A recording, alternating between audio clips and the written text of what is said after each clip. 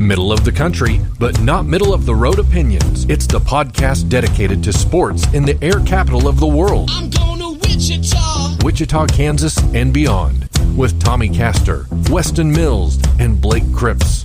This is Keeper of the Games. Ladies and gentlemen, it is true. Welcome to another episode of the wildly underqualified, yet mildly entertaining podcast that's all about sports in the air capital, Wichita, Kansas, and beyond. We like to call ourselves Keeper of the Games. I'm Tommy Castor with my co-hosts, as always. We'll start with Weston Mills. And Weston, you have got to be in a great mood right now, knowing that Costco has officially brought samples back. You've got to be one happy camper right now.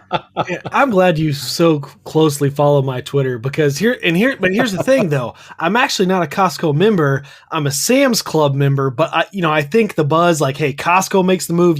Sam's has got to make the move. And let me tell you, it will be a great day when they bring the samples back to Sam's. I live pretty much right across the street from a Sam's. I am ecstatic. Good call, Tommy. There have been times, I'm not going to lie about it, that I've gone to Sam's and got an entire meal out of just Sam's samples.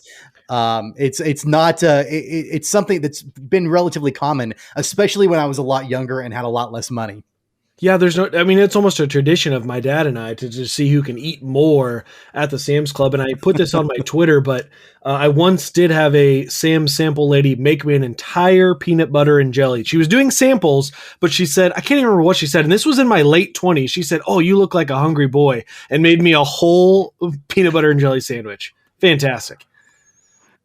Wow, that's incredible. And I don't know, are you one of those guys though that you can dress up in, like, you end up bringing like a hat and then you put it on backwards, you go back for another sample, or are you kind of a one and done? Well, so I no disguises, but I will absolutely send my wife through like, hey, I really like that one. Go grab that one, because knowing she's not going to try anything. Nothing wrong with that. Also, Blake Cripps here on the program. And Blake, I got to tell you, it's a good thing that there's no such thing as a transfer portal when it comes to podcasts, because I wouldn't be surprised if over the last couple of weeks or so, you might have entered your name in that portal. Yeah, I was going to say, it seems like everybody is there. We've got Jayhawk news. There was a new Wichita State shocker that we're going to talk about on the show today. So yeah, it's busy. And if you don't like this new era, they just announced like 2 hours ago, I was seeing on CBS Sports that the council actually did pass that one-time transfer legislation allowing athletes immediate eligibility this year. So if you think that it's been crazy so far, there is no indication that it will be slowing down anytime soon.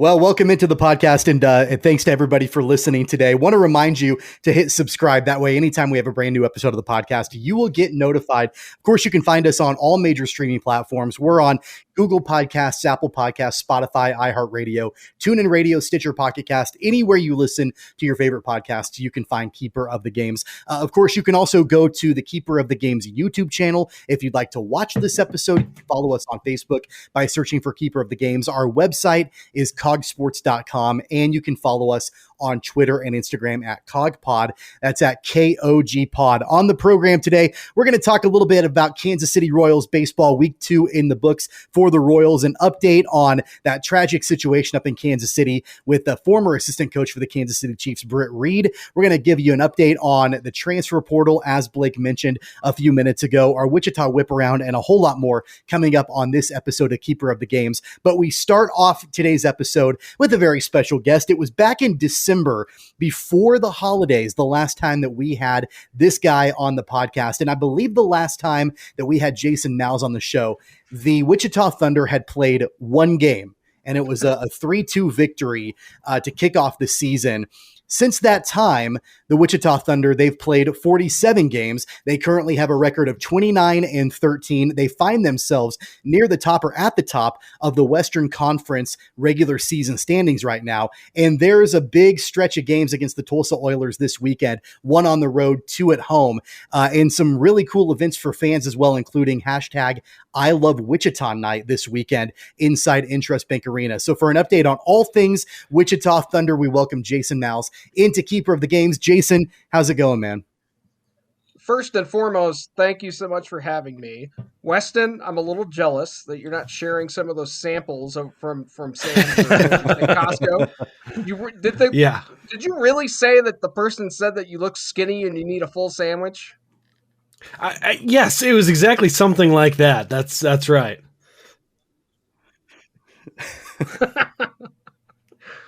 That's hilarious. But yes, Tommy, I appreciate it. It has been a while. The team's doing well, coming off of a 6-game winning streak. Lost on Sunday, unfortunately, and snapped that 6-game winning streak. But the team is, I think, going in the right direction.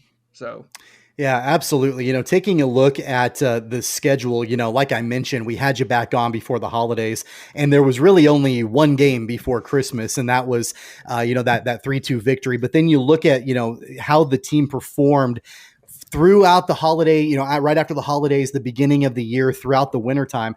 And, I think that you'd have to be pretty happy with where the team stands right now with that record, finding themselves near the top of the standings. But it hasn't always been easy, right? Like I'm going through this schedule and kind of looking at, there was a stretch of games, I believe it was in February, where it kind of looked like there was a little bit of a struggle for the Thunder there for a little bit of time, maybe 3 or 4 losses in a row. But the resiliency of this team, I think, is something that is something to be noted. And I'd love to get your thoughts on kind of where you see this team as they've moved through the wintertime. And now that we're approaching into spring, kind of the midway point or almost the midway point of the season for the Thunder. So how would you assess where the Thunder stand right now? I think the word that you just used is probably the best way to describe this group, resilient. You had mentioned, that struggling time frame right in the middle of February. The team started out the season with 6 contracted players, I believe it was. 4 of those guys came from the Toronto Marlies, and they all got called up right at the same time. And then we lost a defenseman who was one of our better defensemen to Bakersfield. And then we started seeing some injury issues. Our starting goaltender got hurt, Mitch Gillum, and he's actually out for the season. But head coach Bruce Ramsey has been able to fill the gaps, and this team has just found ways to win. And one of the areas that I think is the most amazing to me about this group, in the beginning of the year, they were playing better early in the game than they were later in the game. They were a second period team, had struggles in the first period, played really well in the second, and then had a hard time scoring in the third. But, since that time frame, they've actually outscored the opponent. I think it's 53-35 in the third period, despite being outshot by over 100 shots in the third period, which to me is remarkable. And they've been able to come back in games that they had no business winning. There was a game against the Rapid City Rush at the beginning of March. We were down 4-1, ended up going to overtime and then winning the game in overtime. So resilient, I think, is a great word to use. Hey, Weston, one of the things that I know that when we had Jason on the program last, you were really interested in hearing about some individual contributors, names from this squad that fans either should know, will get to know, that sort of thing throughout the course of the season. So, I'll toss it to you. If that's something you want to follow up on, or maybe you have something totally different you want to talk to Jason about. Well, no. And I kind of 2 different ways, and that's a good segue for my first question. I'll just open that up to you because who specifically, I guess, who have we seen that's kind of take on, there's always a difference, right, between the stats and then the guys who seem to be the fan favorites, right? So who really has kind of taken on that role as the fan favorite? And then maybe the second part to that being, but then who has really just shined on this team that maybe we didn't expect to shine? Well, in terms of fan favorite, I think Matthew Gagnon is probably going to fit that bill. He's a guy that likes to stick up for the other players. But, in talking with our general manager, Joel T. Lamerno, and coach Bruce Ramsey, they didn't expect the type of defenseman he would become. But he's actually been probably one of our most steady players on the blue line. And then when something takes place on the ice, I mean, you don't want to upset him. He's the type of guy that'll black out, flip a switch. I mean, He's had that Yeah. happen a couple of times. I thought he was going to go after a referee the other night, so he probably fits that bill in terms of a player that.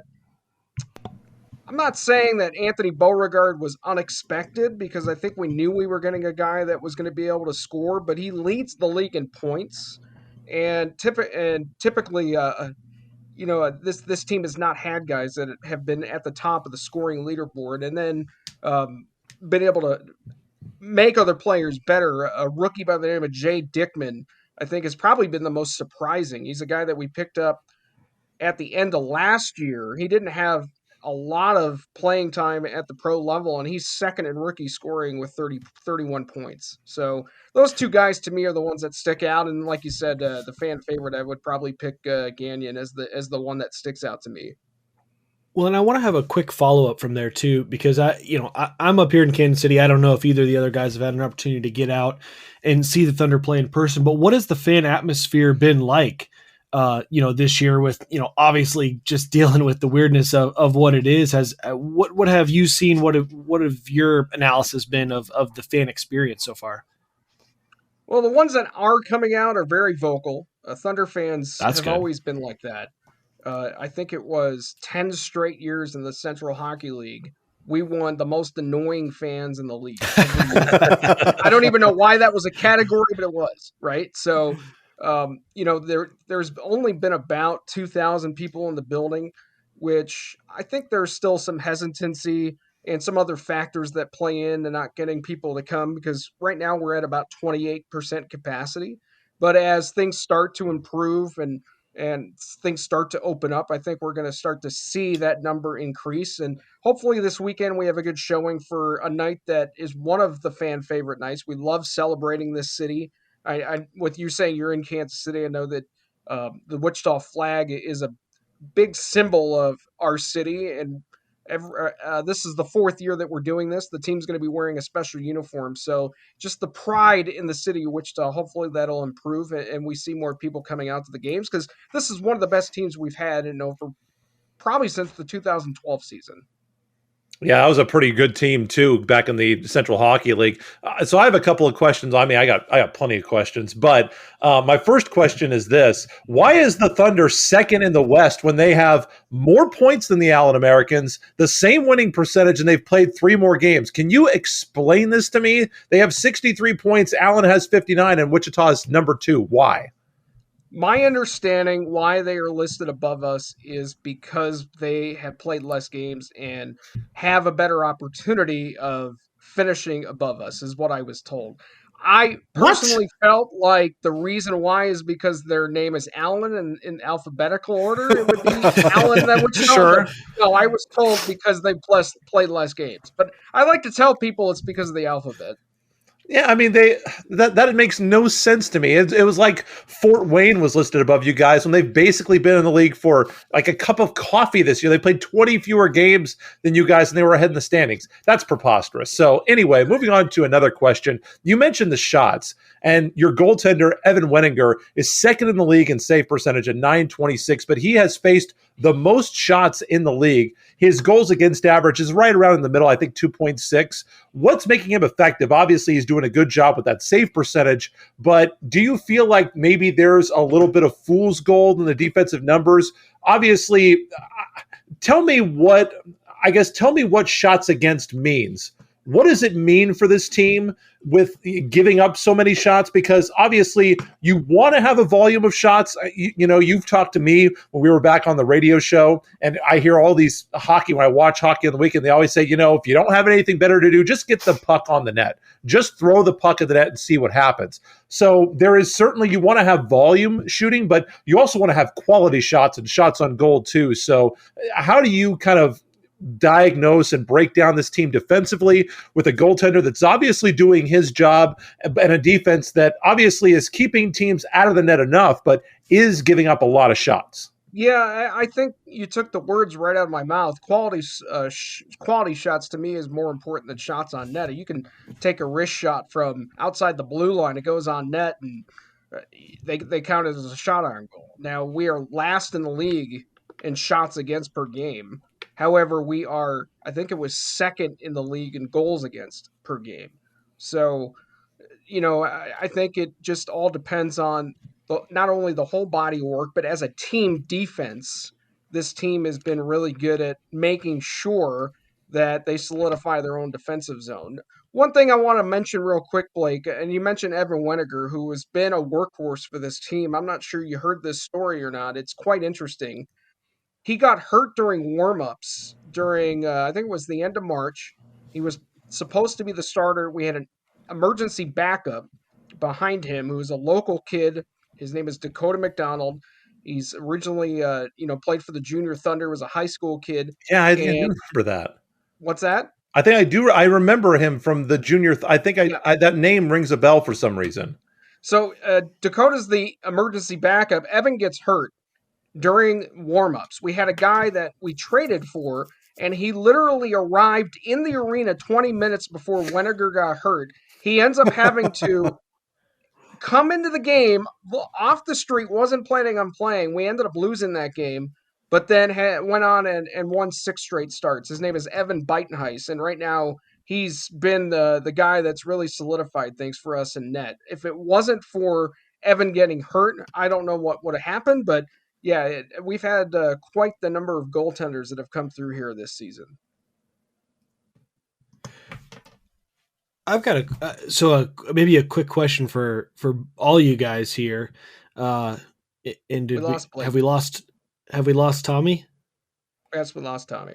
Yeah, I think we lost Tommy. I don't know. It says it's still recording. You know what? Go ahead and ask your question. Tommy will fix it in post.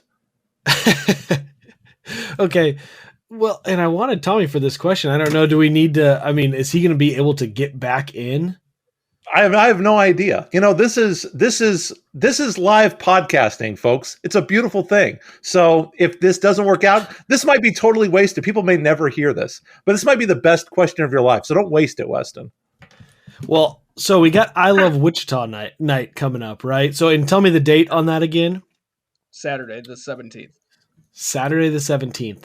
So if you guys were to you're showing up to I Love Wichita night and you're throwing on your best Wichita shirt, and that shirt can encompass anything Wichita, what is it that you're putting on that shirt? And I'll go first, because one thing that I always think of when I think of Wichita, and this is going to be a little off the beaten path.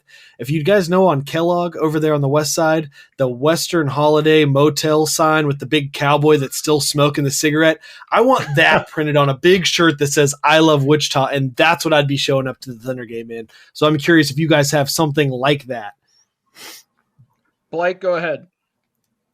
Oh, I mean, I don't know if you know me. I'm putting you on the spot. Okay. Here's the thing, and Tommy, this is actually a point where I'm so glad that Tommy isn't here, because Tommy totally disagrees with me on this. And in hockey, it's a little bit different. I am no alternate uniform guy.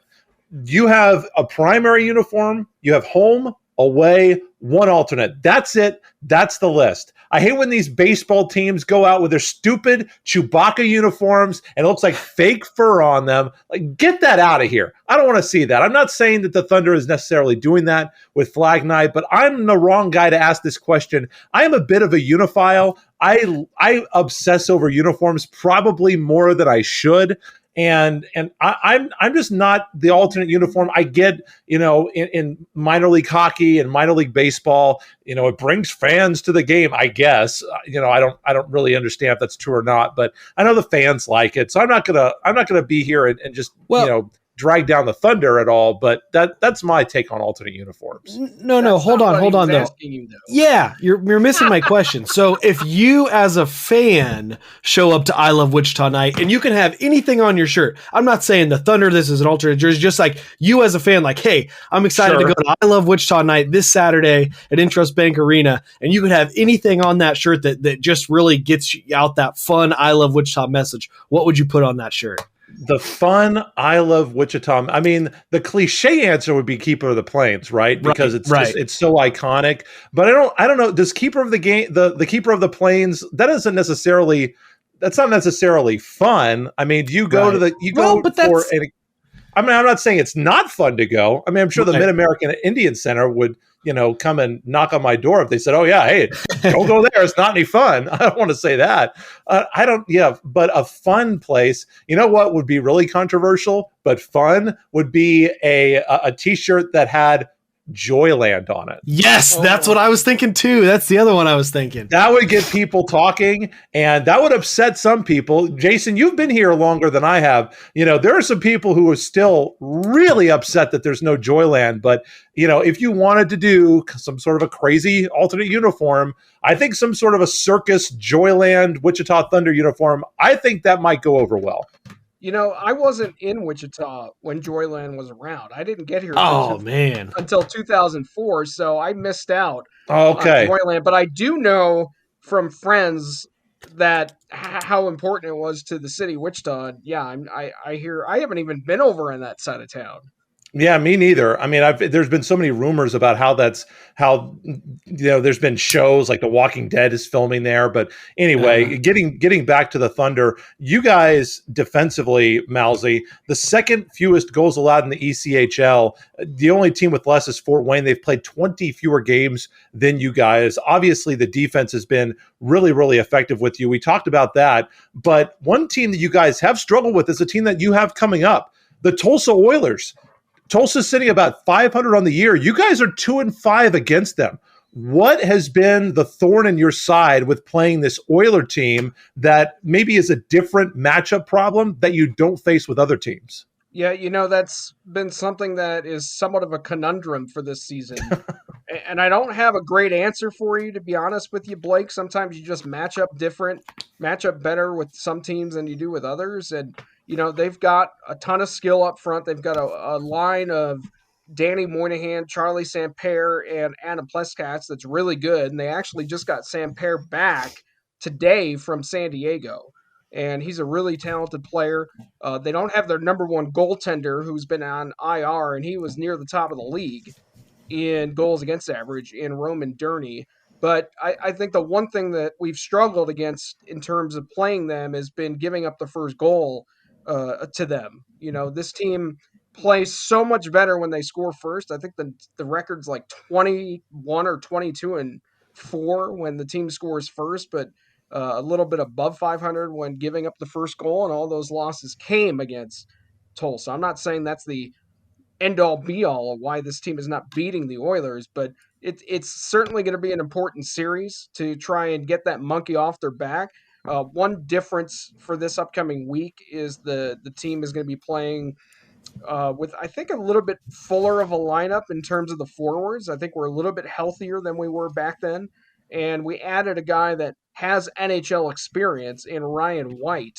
If you've not heard his story, he's played in the NHL for, I think it was 10 years with Montreal, Minnesota, Arizona. He's been all over the place. Philadelphia. Came down here because he knows Stephen Fournier. They were in training camp together with the Arizona Coyotes. So that's the connection that brought him here, and he's just wanting to play. And they didn't get the opportunity in the American Hockey League because he was with the Manitoba Moose before that for a couple of seasons. So having him on this roster is huge. And then we lost one of our best defensemen who decided to leave the team and go to Europe, in Patrick Parkkinen. However, a guy that has stepped into the lineup the last couple of games and played really well is Alex Peters. He's a rookie defenseman that came out of Canadian college, and he, I think, is really stepped up and played really well as of late. So getting off to a good start, all three of these games is going to be important, and hopefully the team can do a better job of closing games when they go out to the BOK Center.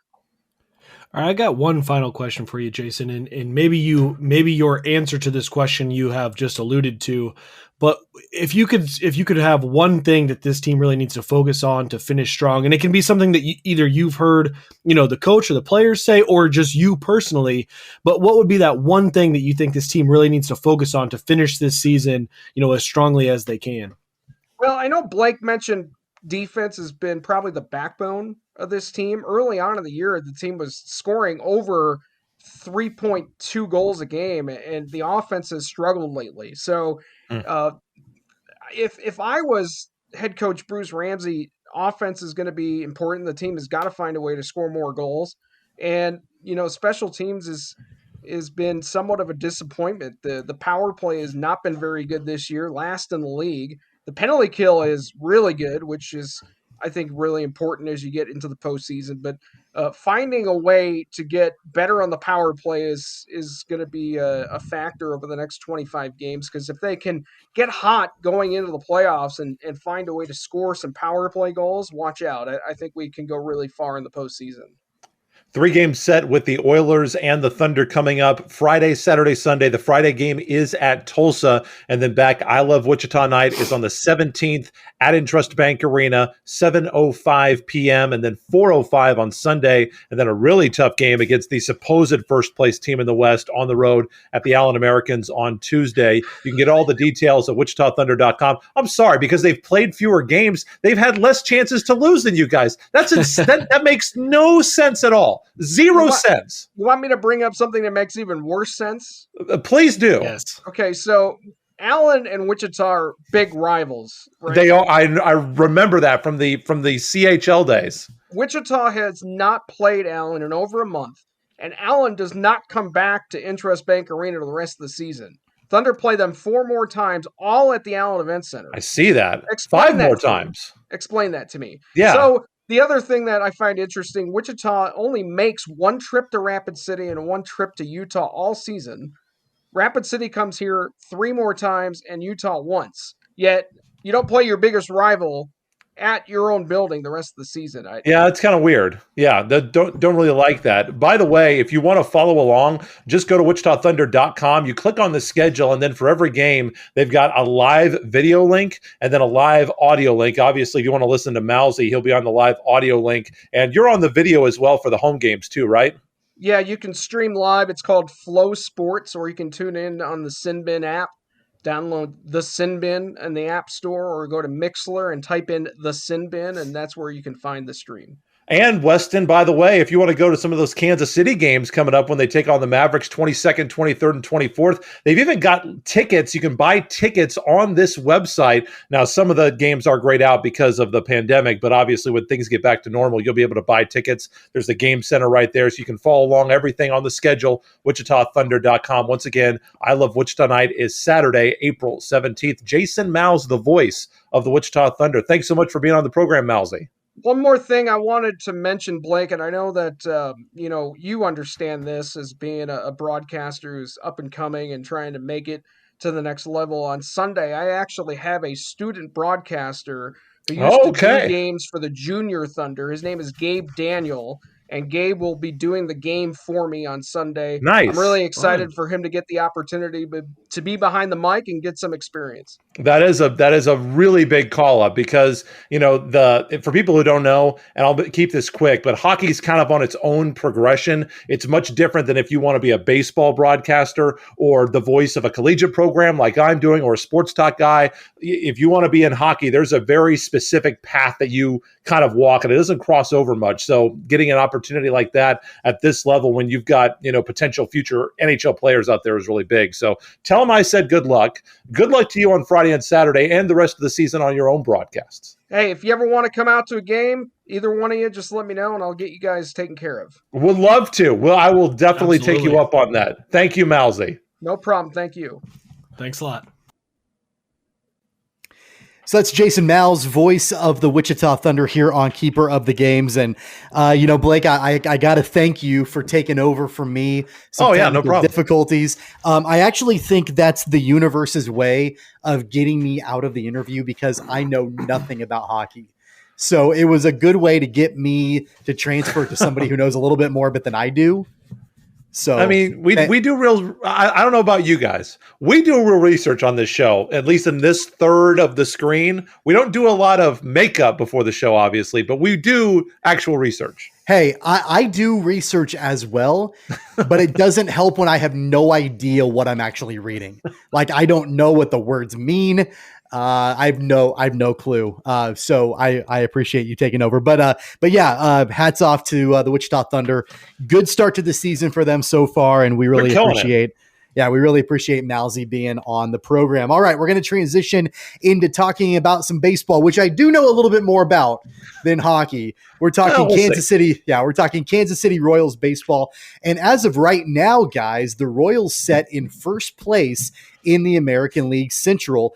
They're tied with the Cleveland Indians with a record of 6-4. They start the season with a pretty good record here early on. They had a stretch of games against the I almost call them the Anaheim Angels. They're the Los Angeles Angels of Anaheim that they just wrapped up on Wednesday.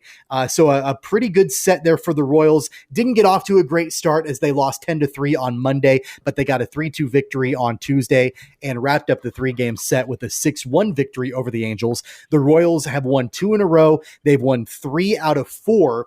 And I think that there is some cause for optimism with Kansas City, at least here early on in the season, and especially with the pitching, or at least specific parts of the rotation for Kansas City. Brad Keller pitched a great game on the bump on Wednesday to wrap up the series against the Angels. Danny Duffy has had 2 quality starts to kick off the season for the Royals. So guys, I want to start there with the pitching, and Blake, I'll go to you first. I know you were a big proponent, and we've talked about it a couple different times, of this really being a make or break year for Danny Duffy and whether or not he can actually turn things around. And at least here early on in the season, the returns are pretty solid for Duffy. Oh, absolutely. Yeah, Duffy's been really tremendous, has had a nice increase on his velocity. And the thing that I like the most about what Danny Duffy has been doing is if you look at the home run, he's really done a good job of limiting that. His home run per 9 innings has been way down. He's given up 1 homer in 12 innings, and that had been trending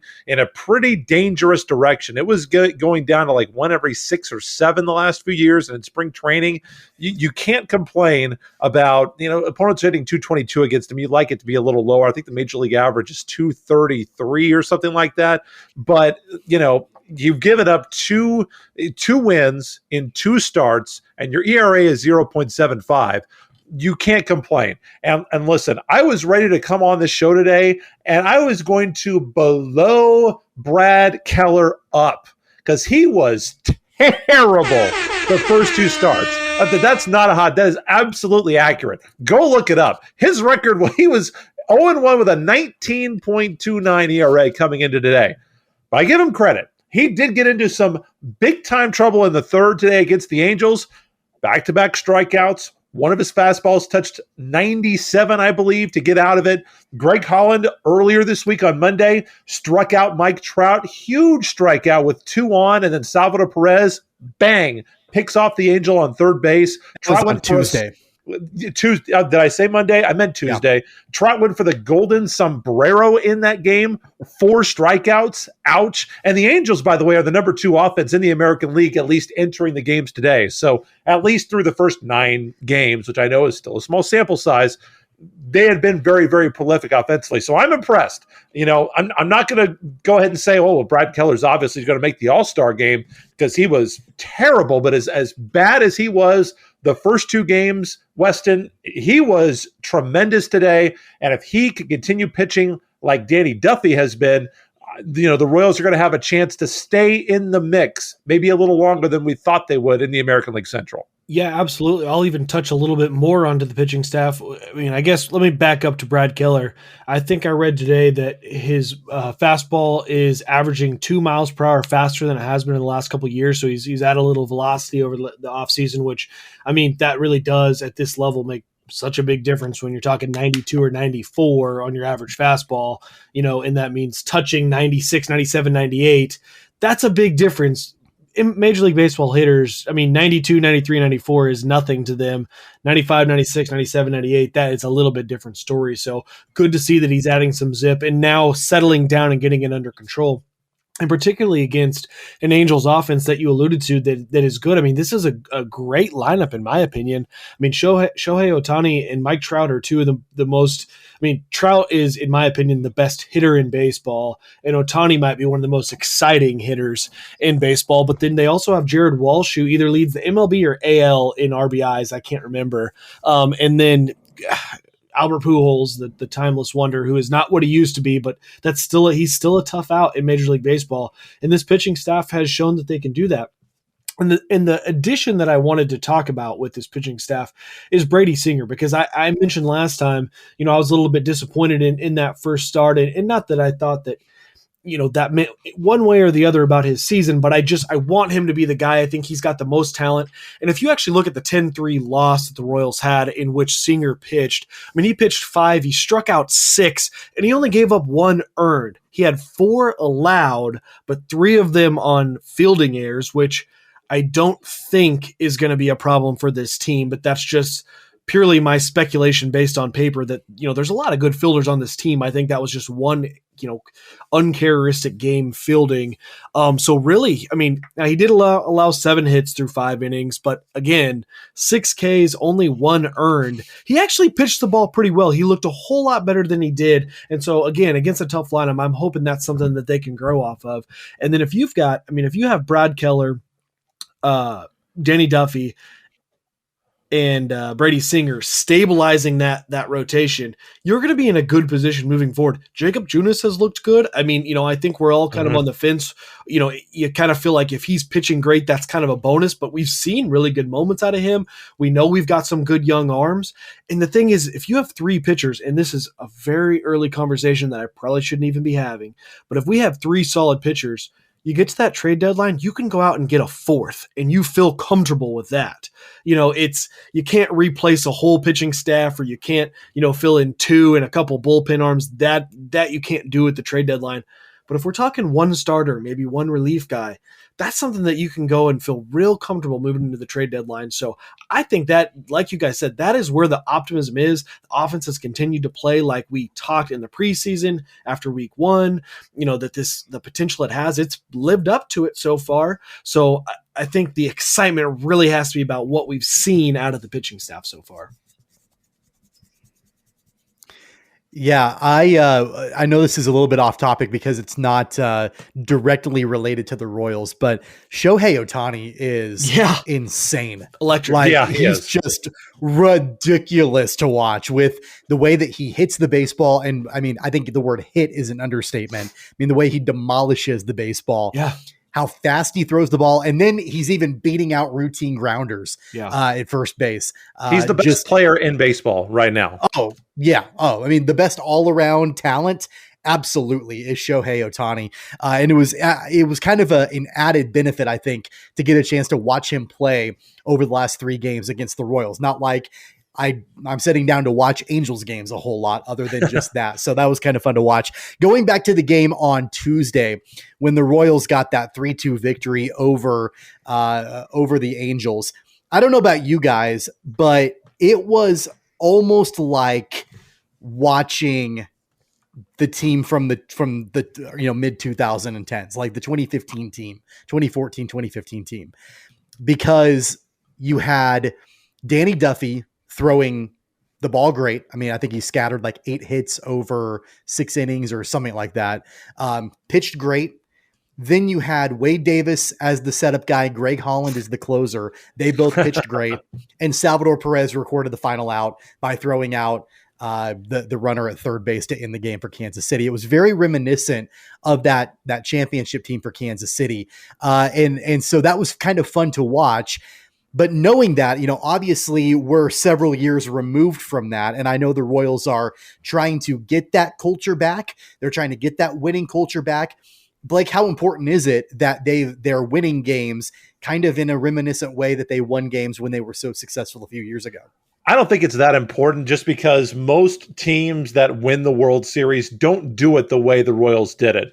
Now, if you want to argue that the Royals are a different kind of franchise, and listen, they kind of have been. They totally took, you got those sabermetrics at Bill James stuff. We're going to throw that in the trash can over here, and we're going to bunt, and we're going to steal bases, and we're going to put the ball in play and see what happens. We're not going to hit home runs. We don't care about doing any of that. What is launch angle? 45 degrees? Sounds great. And if you want to argue that the Royals are unlike any other team in baseball, and they really were. Those teams that went to the World Series back-to-back years and had a pretty darn good team in 2016 too, that was a very unique situation.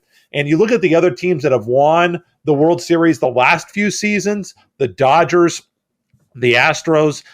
To me, they don't remind me of the Royals at all. So to me, it's not necessarily important that the Royals are doing it unless they're being constructed in a way in which they kind of have to win that way. I don't know yet. It's still too early. I like where the Royals are offensively in some categories. Whit Merrifield and Salvi, both over a 985 OPS plus, is fantastic. And Michael Taylor is over 900. Nicky Lopez has been a competent bat in the lineup. But, 6 games in, so on Hunter Dozier, had the injury. He's got to have time. Jorge Soler has been a bust. Santana has not been, worth his contract so far, but it is early.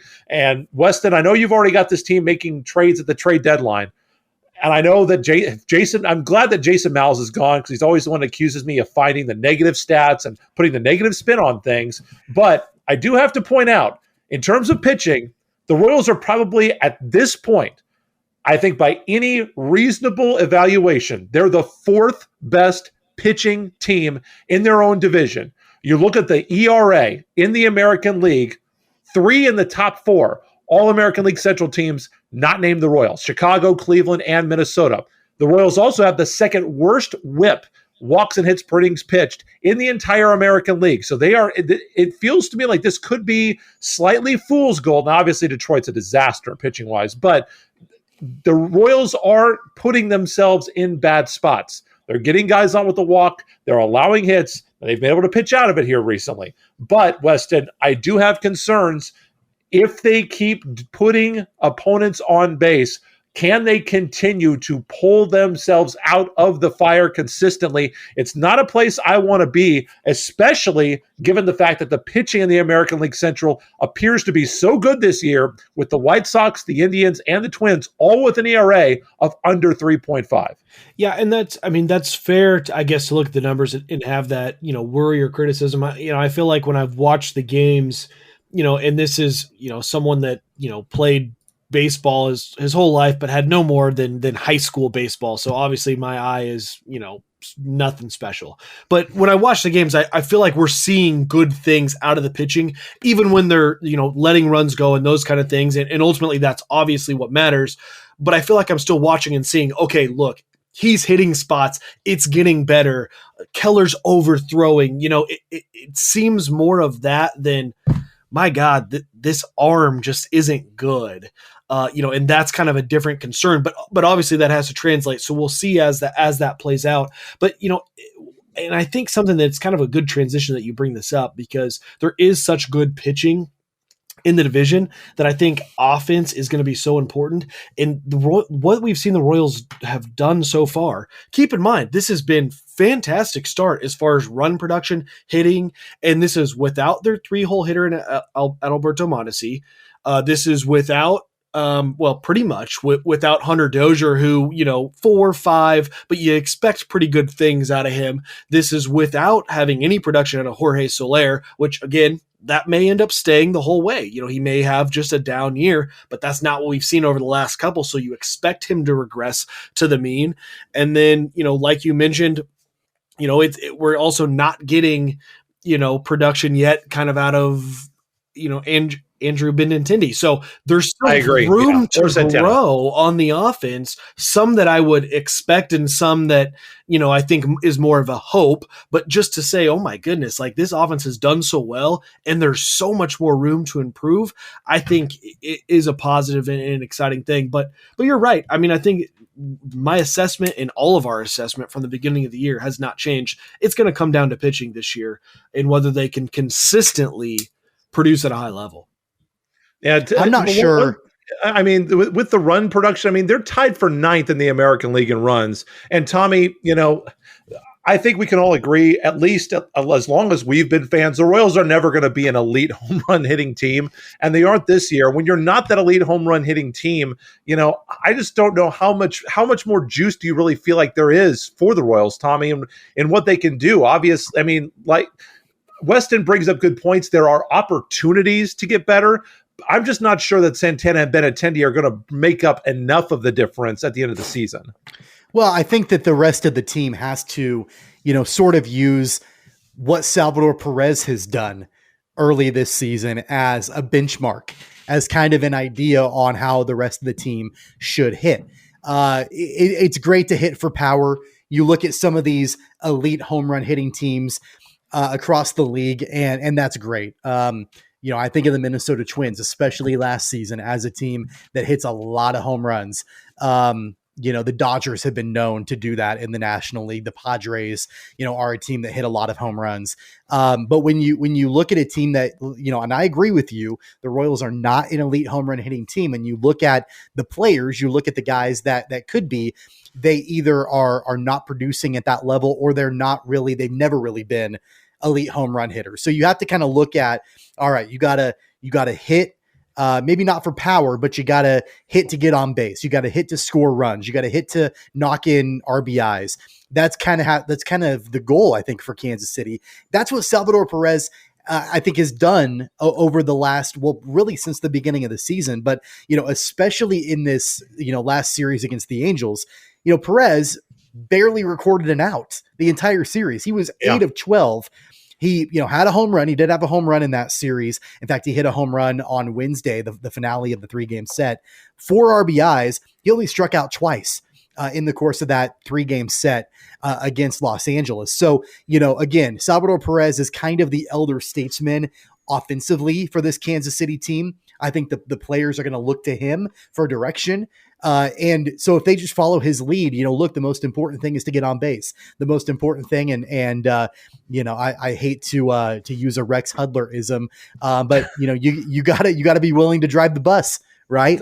From time to time. It doesn't necessarily drive the bus. It doesn't necessarily need to be hitting the home run out of the park, because we've seen the Royals, they're sitting at first place, tied for first place in the American League Central without being an elite home run hitting team. And Tommy, to your point, Detroit leads the American League in home runs, and they got a minus 15 run differential. So, which is by far the worst in the Central. But, just to counter what Weston said, and like I said, I'm as hopeful as anybody, but the Royals right now in a run differential are +2. Minnesota is last in the division, and the run differential is +12, which is second best. So but I think have to, I think with that run differential, I think you also have to take a look at how effective the Royals bullpen has been, right? Sure. And they have been. It's early. It's early, but they have been effective. Not every game, but I would say the lion's share of the time from the bullpen, especially when you get into those late innings and you're looking at Wade Davis and you're looking at Greg Holland. I know those are names that we were sort of like, I don't know what they're going to look like, what Holland's going to look like for a second season back in Kansas City, what Wade Davis is going to look like making his return to Kauffman Stadium.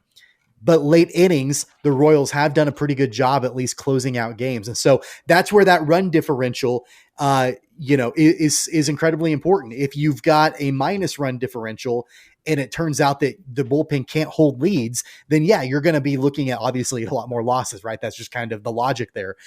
So I do think, again, it is early, but I do think that there is cause for optimism. I'm not ready to crown the Royals yet. I don't think anybody is particularly ready to crown the Royals except maybe Weston, who was ready to crown them, weeks ago.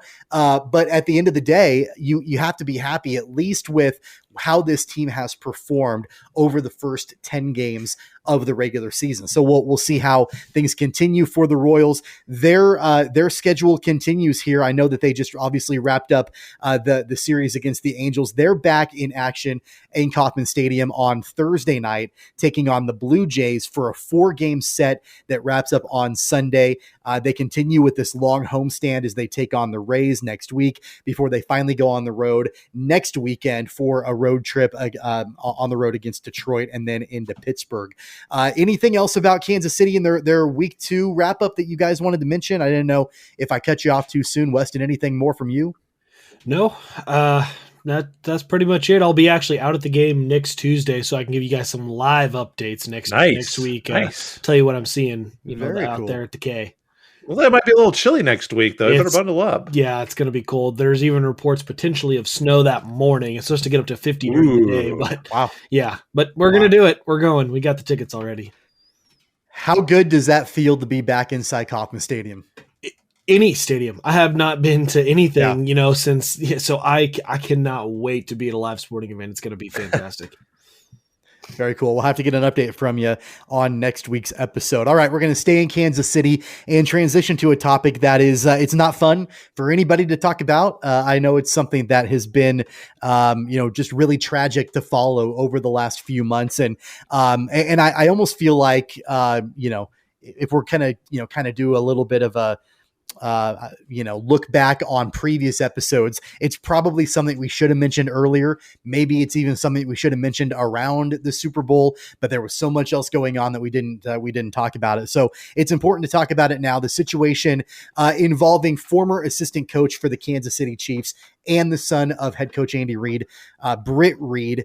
There's some developments in that case. Of course, most people know about that incident that happened right before the Super Bowl, where Britt Reid was allegedly driving drunk, crashed into a vehicle, and left a 5-year-old girl critically injured. A couple of those updates that have come out in the last couple of days. First off, Britt Reid has been charged officially. He did post his $100,000 bond when the incident first took place, but he's been charged. This happened on Monday with the Class D felony of driving while intoxicated. If he's found guilty, he could face a sentence of 1 to 7 years in prison, potentially just 1 year though at the county jail, and a $10,000 fine. The other update in the case is that the little girl, Ariel Young, she is home at this point, but apparently she still cannot walk. She cannot talk. She's on a feeding tube as well.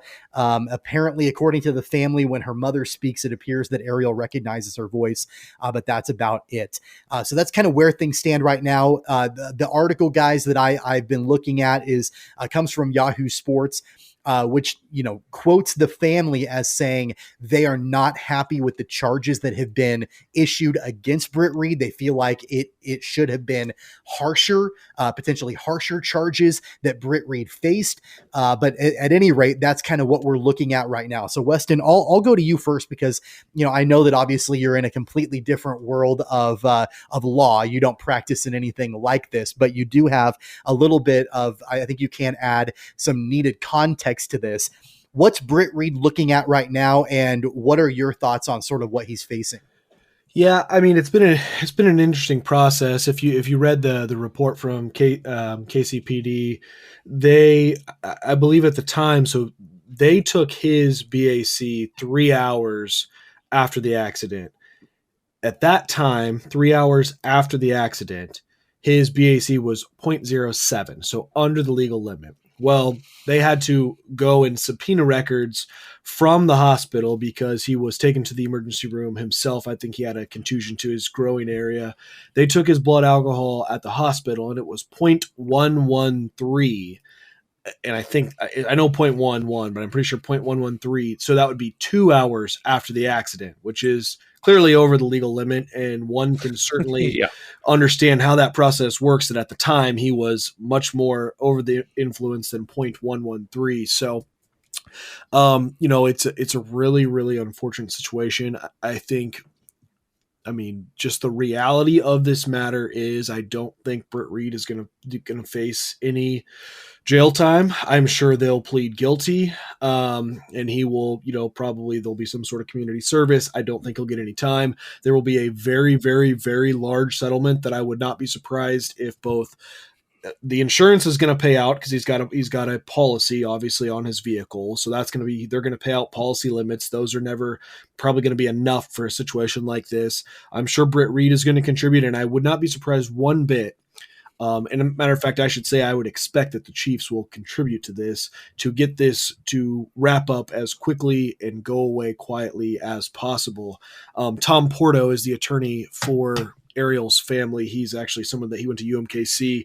I don't know. I can't remember if we overlapped. I know him, I guess, just from up here in the area, and he's kind of been all over the news and those sort of things. And so I know that family is, they're particularly wanting to put their story out there to make sure that this doesn't get swept under the rug. But end of the day, I mean, there's going to be a big chunk of money that gets paid out, and that doesn't, I'm not saying that excuses it. That doesn't mean the family should be quiet, but that's just the reality of the matter of what's going to happen here. There's going to be a very, very large settlement, and then this will kind of all, kind of be pushed to the side. And that's just how, unfortunately, these things go.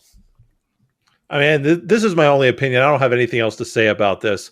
I don't really understand the family's assertion that they wish that there were more charges. The only way that there's going to be more charges is if Ariel Young is dead. I'm thankful. I'm very thankful that there are not worse charges, that she is still alive. And I'm hoping that there are not more charges, because that means that Ariel Young is still alive and makes a recovery. That's what I'm hoping for. And I know that's what the family is hoping for as well. This is the legal system. That's the penalty. It's not like, Britt Reid is getting some sort of a deal not available to anybody else. Obviously, he will have the opportunity to make a settlement payment that not everybody else is, to dodge charges. But to me, I mean, he should face the consequences. He was driving 84 miles an hour, blood alcohol concentration of 0.113, and he has a previous drunk driving conviction. He should be punished to the fullest extent of the law. If the family chooses to settle, I have no problem with that. That's the family's decision. It's not my decision to make. But, that's really all I have to say about it. He did something obviously very terrible. I mean, I know that you're innocent until proven guilty in this country, but we've got some pretty bad evidence against him. He's no longer working for the Chiefs. I wish him the best. I wish the Chiefs the best, and obviously, I wish the 5-year-old Ariel the best. Yeah. So apparently, part of the family's opinion on this is that the laws in Missouri, the statutes in Missouri say that the only way that Reid could have qualified for a Class C felony, he would have, number one, needed to cause death, which Blake, you mentioned, injury to law enforcement or emergency personnel, which didn't happen, or be labeled a chronic offender, which generally speaking requires 4 or more intoxicated related traffic incidents, which he hasn't had, although Reid has had serious criminal and substance abuse issues in the past, but maybe not enough to qualify as chronic in the state of Missouri. Yeah. A couple thoughts that I had on this, guys, that is kind of where I've been processing this. I don't know if you happen to see the tweet that Clarence Hill, who's a writer for the Cowboys, the Dallas Cowboys, came out with the other day. I mentioned it on my Twitter. I'm just going to read it verbatim. His tweet said, "Does Chiefs coach Andy Reid bear any responsibility for enabling his son, or are we not ready for that conversation? We know his son was not the most qualified when hired to go along with the checkered past. The best thing on his resume was his last name." Now, my response to that was obviously, look, Britt Reid is the same age I am. I'm 35. Britt's 35. If I did something stupid and selfish, nobody's going to be blaming my parents. They're going to be blaming me for that issue. They're not going to be saying, we need to also look for consequences for his parents, because I'm a grown man. I'm the one that made that decision. Now, where I actually go the opposite direction is, according to police, Britt Reid said that he was traveling from work. So I don't know all the details around that, but does that mean that Britt Reid was drinking while at the Chiefs facility, which Weston, I think, calls into question a little bit about what you were talking about, as far as if there's a settlement and the Chiefs kicking in money, That would be there why. could be a scenario, correct me if I'm wrong, but there could be a scenario where the Chiefs could be found liable in a civil suit from Ariel's family because of the fact that allegedly Britt Reid was leaving his place of employment, and maybe the Chiefs organization enabled him to drink while on the job. Yeah, I mean, that's going to be a little bit fuzzy and not a great case to make. But here, I mean, again, realistically, how this happens, when this civil suit, and I do want to back up for a second, because there's 2 separate things going on here that I alluded to, and I don't know if we're getting confused, but there'll be a civil lawsuit saying he acted negligently, Sure. I'm owed money. And then there's the criminal suit. I would be shocked if he does not plead guilty and will be punished, according to the criminal law, but he'll plead guilty and that will allow him a reduced sentence. I don't think there'll be any jail time because of that. On the civil side is where they will settle out. And that's where, when that civil suit is filed, and it'll be filed, there's no doubt, the Chiefs will be named. Now, they do this stuff all the time. Multiple parties get named. 2 or 3 of them don't have anything to do with it. I mean, of course, plaintiffs' attorneys are going to try. I mean, they're supposed to be able to make an argument as to why they are, and sometimes I guess there is an argument. But this is a frequent tactic used to name them. And so that, in whether there's liability or not from the Chiefs, I could understand the argument. I don't think the law is going to allow for that. But I think the Chiefs will partake in the settlement discussions because of that. They will be a named party, I'm sure, and they'll want to cover it up. They don't want the PR. So one final question on this, Weston. Do you think, and again, it's kind of fuzzy to know, we're not there. We don't know exactly what happened. We don't know about that culture and what that looked like for Britt Reid. But do you think the organization, and I'm going to stop there, I'm not even going to get into Andy Reid specifically, but do you think the Chiefs organization does bear some responsibility?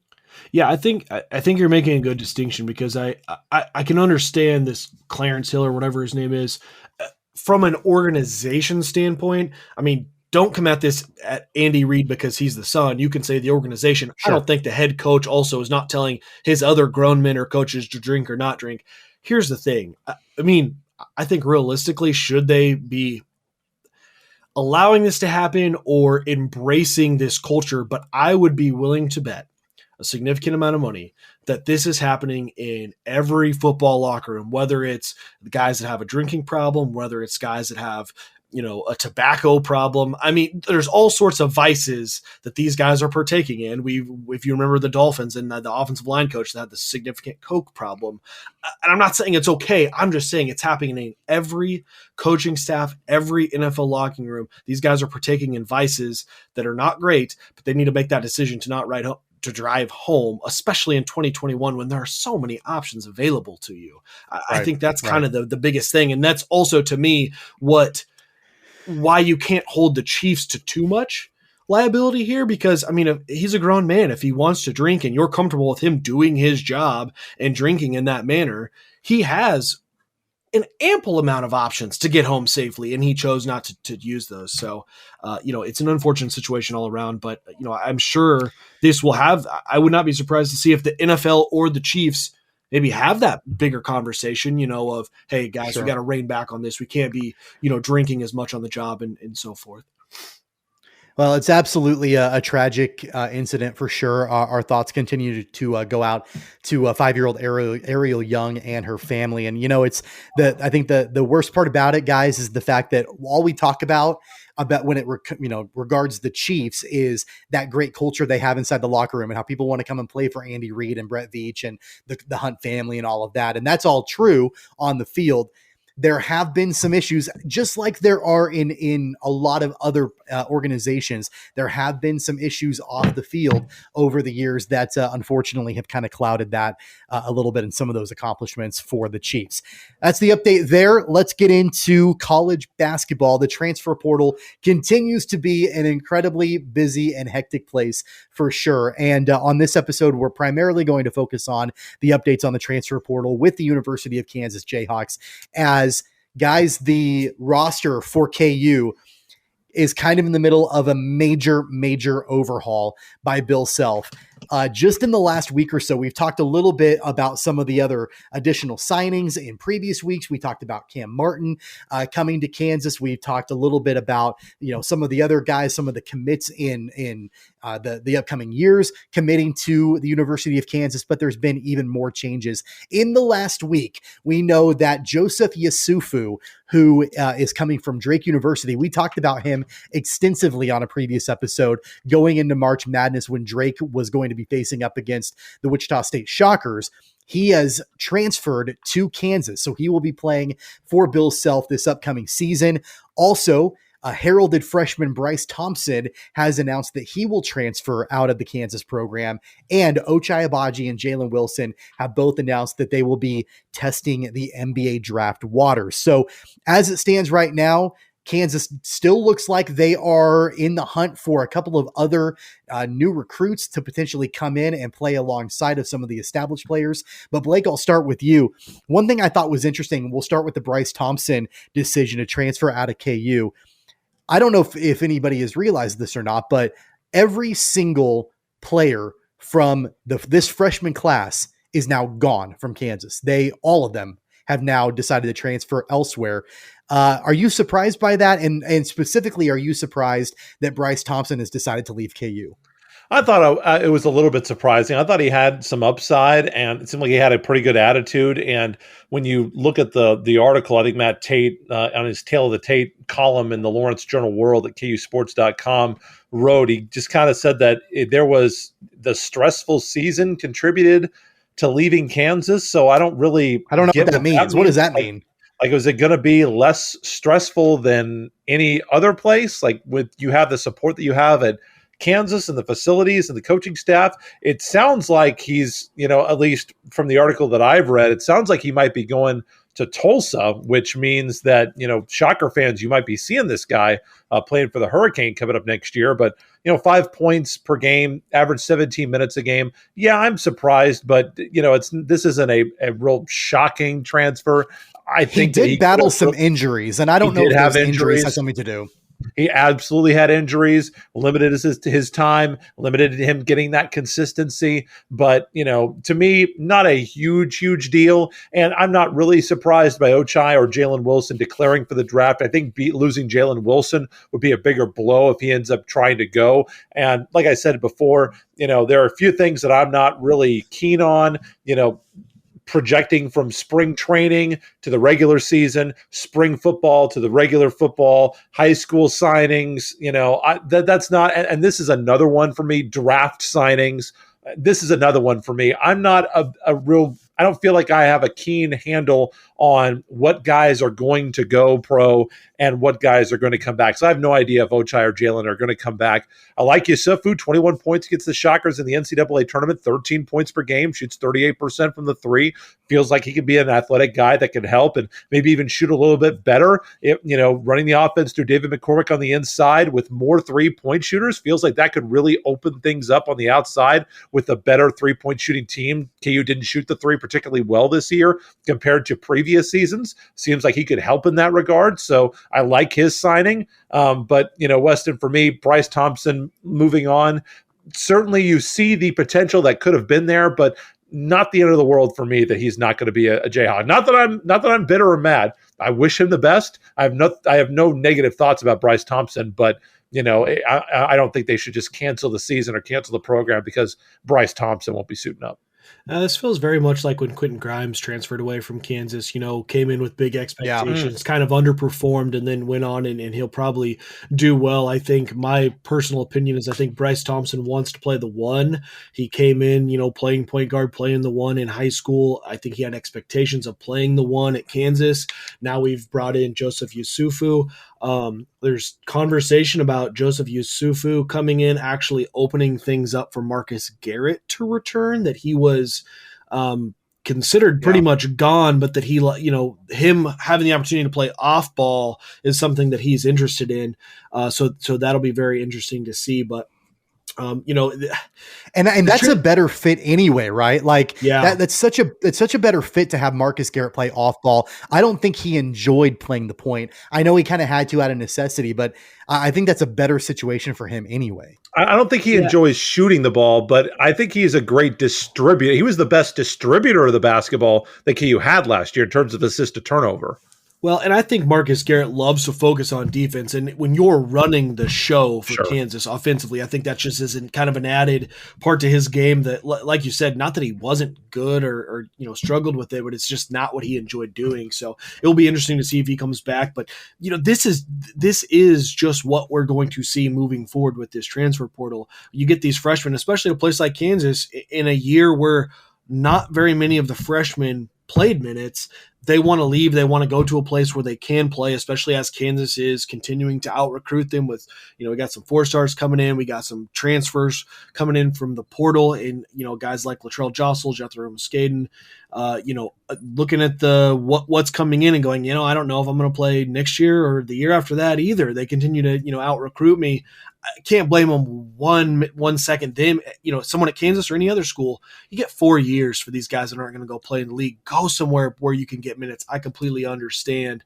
That's just the fact of the matter. I know there's probably maybe a lot of guys that want to yell at the clouds and say, "Oh, back in my day, you just would earn it." Well, at a place like Kansas.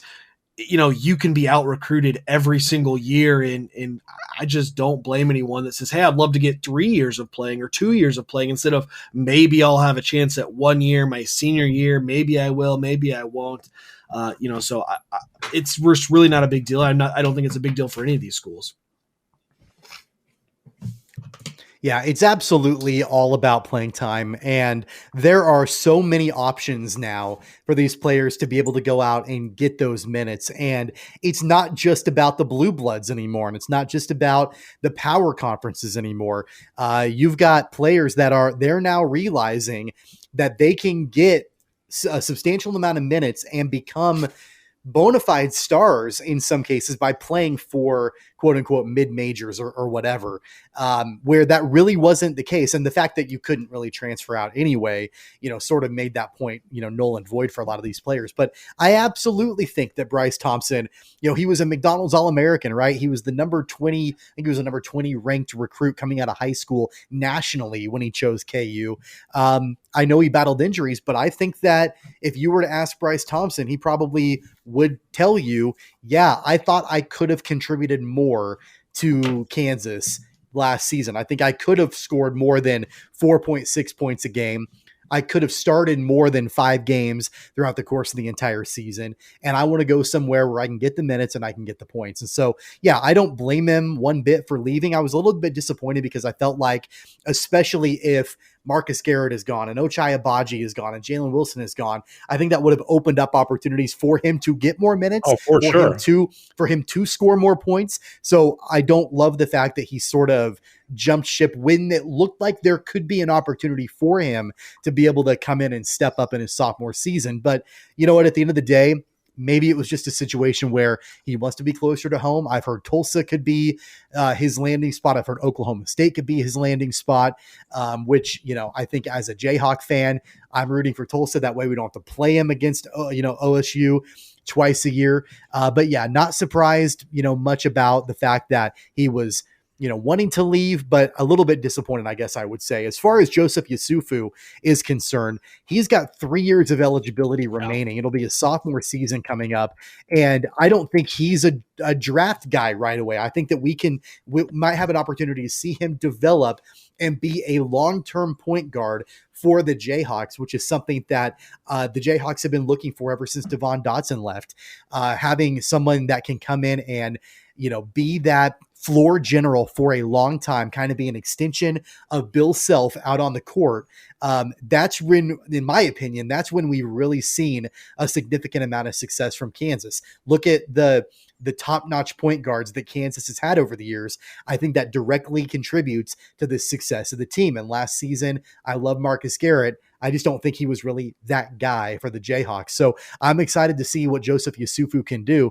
I think that's a great addition. Also, and I want to get your guys' thoughts on this, I do know that both Cam Martin and Sidney Curry have signed their letters of intent. So they will be in Lawrence in the fall playing for the Jayhawks.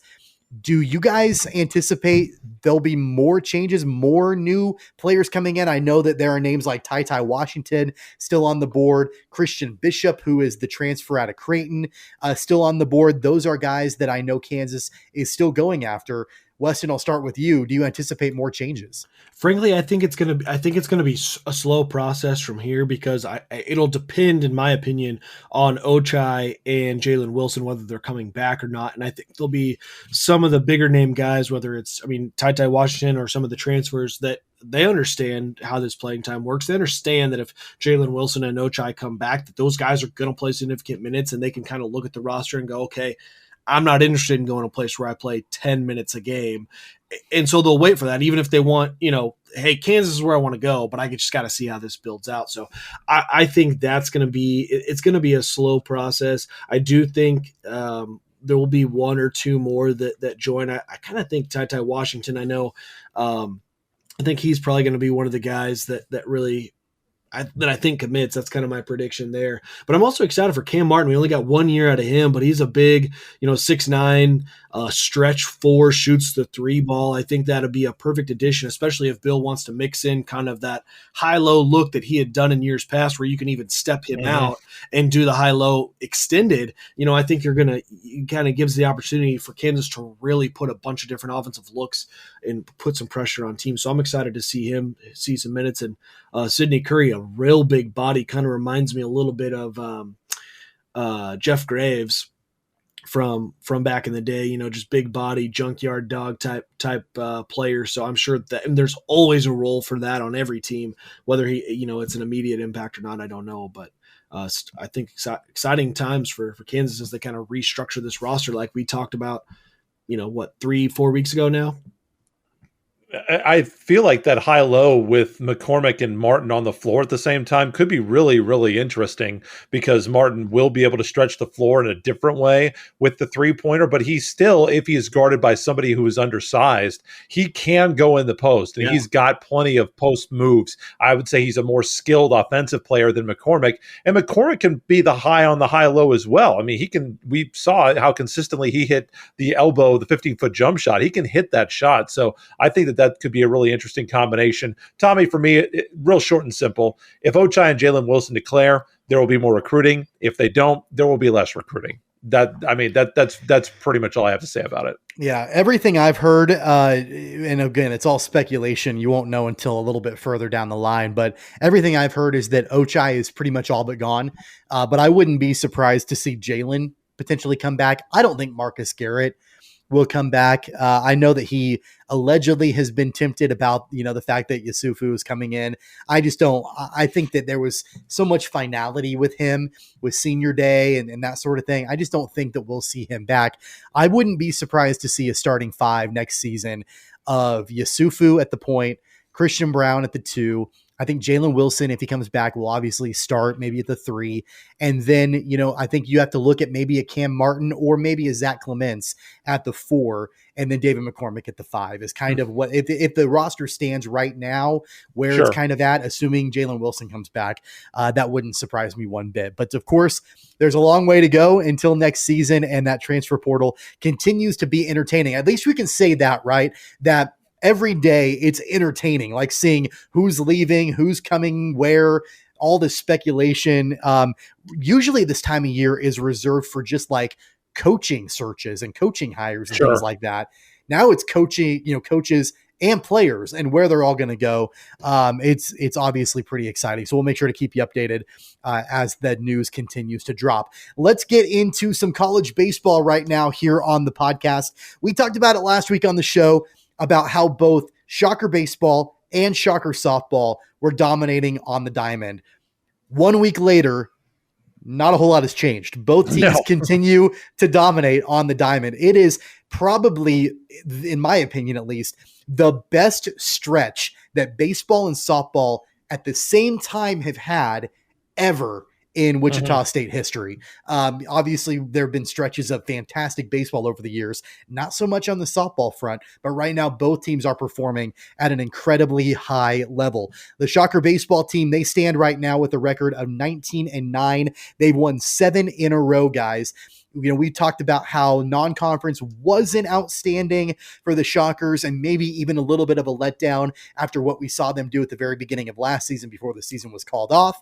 But ever since conference play started, and really by conference play, I mean that 8-game series with Houston, after dropping that very first game on April 1st, the Shockers have won every other game against the Cougars. They are on a 7-game winning streak. One of those games included that inaugural victory inside the brand new Riverfront Stadium in downtown Wichita.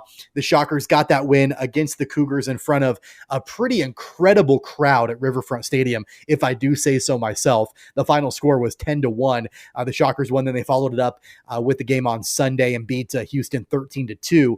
Not only are the Shockers winning, but they're winning, at least against Houston, by a large margin of victory, at least in the last 4 games. 10-2 on Friday, 7-1 in the second game of the doubleheader on Friday, 10-1 on Saturday, 13-2 in 7 innings on Sunday. Blake, I'll start with you.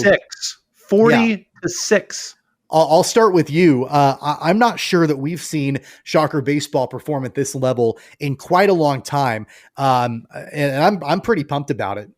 You should be. You called me out a couple of weeks ago when we had our show and said, frankly, softball should have led. I'm going to call you out right here. Softball should have led this. They're on a 10-game winning streak of 25th. We'll get to them. We'll get to them.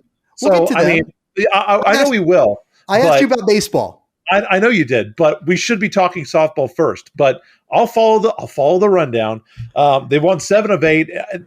Corrigan Bartlett is on a tear, guys. On a 4-game hitting streak. Yeah. He sits safely in 13 of his last 14. He had 6 RBIs for Garrett Kosis in the series, and the pitching has been absolutely immaculate for Wichita State over this stretch.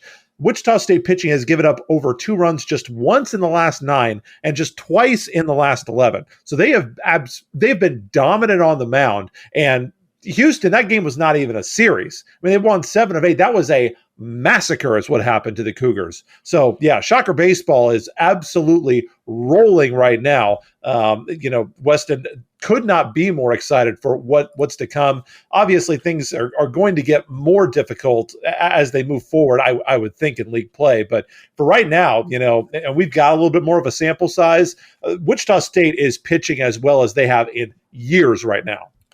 Yeah, I mean, it's interesting because if you do look at the schedule, I mean, there isn't really anything that jumps out. I mean, it's baseball, so it doesn't matter that there's not a ranked team left on the schedule or anything like that, because you're still going to lose some. That's just kind of how baseball goes. But boy, you look at the schedule, there is a ton of opportunity to continue to win for these Wichita State Shockers. And I think if you kind of go back to, I think one thing that becomes more, I don't know, it seems silly to say this because it's one game, but that's disappointing to me is that the game against Arizona, who's ranked 13th, or at least they were at the time, got canceled. The third game, because it would have been the grudge match. They lose 1 to Arizona. They beat Arizona. It kind of would have been fun to get that grudge match. And I know, I don't know, it's weird to me that I do look at this and I kind of feel more disappointed that we didn't have that game because it is just 1, but it does feel like, man, I would have loved to see them, take the series against a Pac-12 ranked team, as we're now into the American where the competition is, not quite, not that it's bad by any means, but there's no, we don't have a ranked team left on the schedule, and you had that opportunity. So I think there's a ton of opportunity to win games, and I certainly wouldn't project them to win out, but I think they're going to really win a lot of games to finish up the regular season. Jace Kaminska has an ERA of just over 1.07. He's got a 3-0 record right now, with 5 appearances and 3 games started. And he's not the only one that's pitching great. I mean, you mentioned it, Blake, just the overall pitching staff has just pitched lights out, at least here recently, for the Shockers. Preston Snavely has a 3-1 record with an ERA of 3.35, which is solid. Spencer Hines has a 3-1 record as well. His ERA is a little bit higher at almost 5.77. But the bottom line is that the Shockers are getting wins, and they're pitching great overall as a staff. And then, offensively, you take a look at some of these guys, and I know, Blake, you've talked a little bit about offensively what this Shocker team has done, but just overall, you have to think that not only are they pitching well, but just what we're seeing them do is just complete baseball. All phases of the game right now, it's working for them. It's such a rebound from what we saw at the very beginning of the season. They do have a very long road trip coming up. They're not going to be back in Wichita to play another game until the end of the month. So it's a road trip of over 2 weeks as they take on East Carolina on the road and Cincinnati on the road. I'm sorry, Tulane on the road and Cincinnati on the road before they're back at home against East Carolina at the end of the month. But it's going to be exciting to see what they do down the stretch, especially once they get into the end of conference play. I would think that if everything continues on this track for the Shocker baseball team, that we're looking at a potentially deep run in the postseason for the Shockers. Sure. I don't exactly know what realistically we'd be looking at as far as where this team is talent-wise, what we can expect from them from the postseason, and there's a long way to go before we get to that. We're looking at mid-May before that's even on the table for discussion right now. But Blake, I'll ask you, what do you think the ceiling is for this Shocker baseball squad? I don't see them winning the American. One early addition to our corrections and retraction statement: East Carolina is the number 9 team in the country in the D1 baseball top 25. Pirates are 26-5 on the year, so that's going to be a really tough. I don't know if I see Wichita State getting past the Pirates. It would be nice to see them play. The other thing too, and this is something that I just don't know, I honestly am just ignorant, are, like the NCAA volleyball tournament is happening, I think, this weekend, and it is, pretty significantly slashed from what it normally is.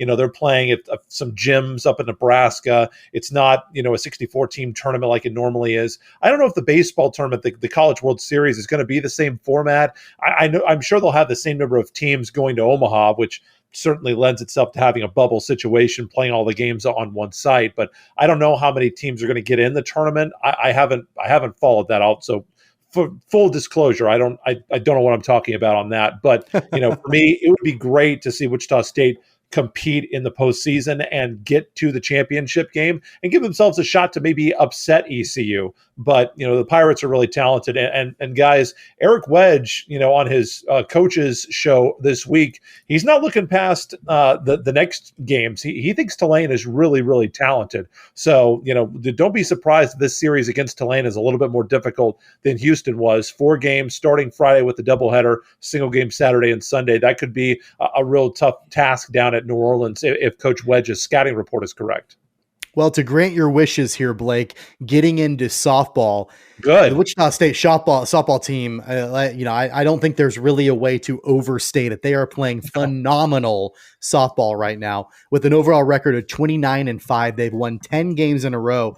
On the last episode, when we talked about the softball team, we were talking about how excited we were for their matchup against Oklahoma. Ultimately, that game did not happen. That game was postponed into May, so we don't have to worry about that for a while. They'll play May 4th at Wilkins Stadium. So, the Shockers were able to get back into conference play, and they have most recently played Houston in conference play as well. Swept them in a 4-game series, and then their most recent win was against Kansas City. It was a tight one against the Roos of Kansas City. They got that win with a final score of 4-3. Next up for the Shockers, they take on UCF. They're the 23rd ranked team in the country, a 4-game set on the road before they travel to Lawrence to take on Kansas, the softball team there on April 21st. So obviously, Blake, 10 straight wins for the softball team. It's the program's first top 25 ranking in the history of Wichita State softball, which is just incredible. I understand, and I'm a little bit ashamed about the fact that I feel like I was completely unprepared at the beginning of the season that they were going to be so good. I don't know if this is a surprise or if this has been in the works for a long time and I just missed it. But at the end of the day, I'm not upset about it. It's absolutely fantastic. They have been, Wichita State under Coach Bredbender has been a pretty consistent program. They had a long stretch where they were pretty much just stacking like 32 win seasons over and over and over again. So they've been very much a winning tradition, not necessarily a nationally recognized in terms of national ranking tradition, but they have been a solid winning tradition under Coach Bredbender for a while. And, I do have to point out Neely Herring, Player of the Week award. She was basically like a mutant last week. Her OPS was 2,000. Her slash line was 778, 875, and 1,033. Can I interest you in that? She slugged 1,033. You joking me? They run ruled Houston twice. They're 14-2 at home. And like you said, they've got a huge matchup and a top 25 matchup that I believe will decide the American Athletic Conference regular season championship. These are the two best pitching teams in the AAC. These are the two best batting teams in the American Athletic Conference. The teams combined for 5 batters in the top 10 in batting average. Wichita State has the top 2, McKinney and the aforementioned Herring. Central Florida has 3 in the top 10. Shockers and Knights combined for 4 of the top 5 pitchers in the league in ERA.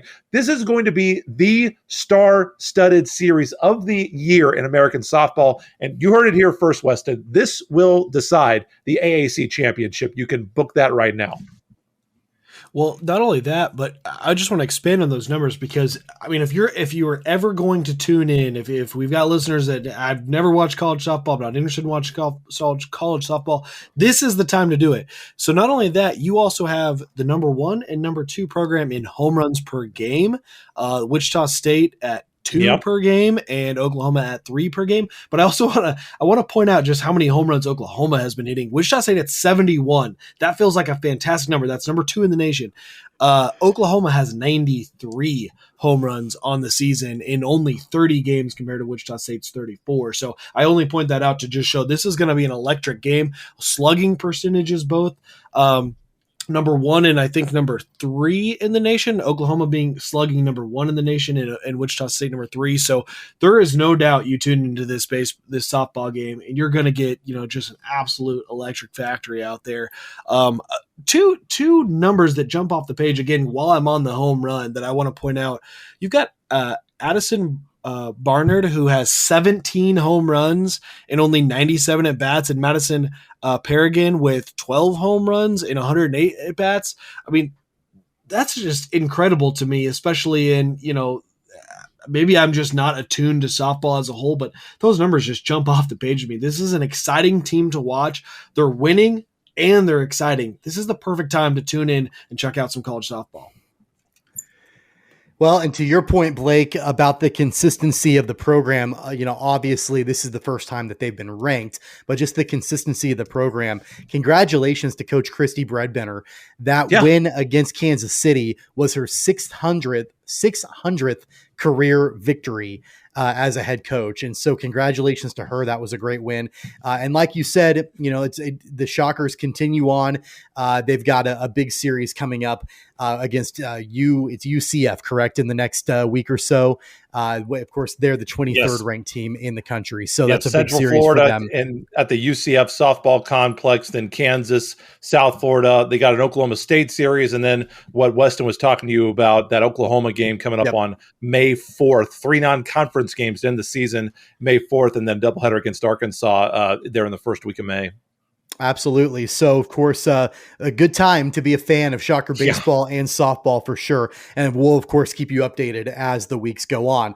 All right, it is time to get into our Wichita Whip Around here on Keeper of the Games. It's all of the topics that we have not gotten to yet in a condensed form that have to do with local sports around the Air Capital. So, Weston, let's start it off with you. What is your Wichita Whip Around story today? I like to expand our listener base, our sports in the Wichita Metro. So I'm coming to you this week with esports. The Wichita Wolves are officially the esports team of the city of Wichita. Read through this article. I'm not sure exactly what that means. I know it's so Dylan Reese, who is the president and founder of Wichita Wolves.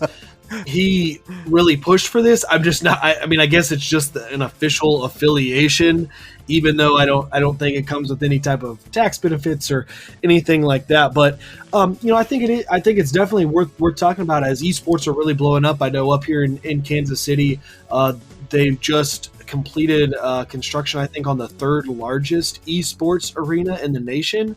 I don't know if any of you have been up and came up for a few drinks at Kansas Hall, but that's been converted now into an esports arena. So it's blowing up. So kind of cool to see that Wichita, maybe jumping to the forefront of this to have an affiliation with an esports team early on. But I don't know. Maybe we'll have to check it out. Maybe we can see if we can't get Dylan Reese on the podcast to tell us, hey, what this means and what's going on. Sure.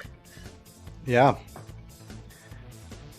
I did see that Wichita Mayor Brandon Whipple has been a big supporter of the Wichita Wolves. And I believe that he was the one that made the declaration that the Wolves were now the official esports team of the city of Wichita. So pretty cool to see your mayor get involved in something like that. Blake, what is your Wichita Whip Around story today?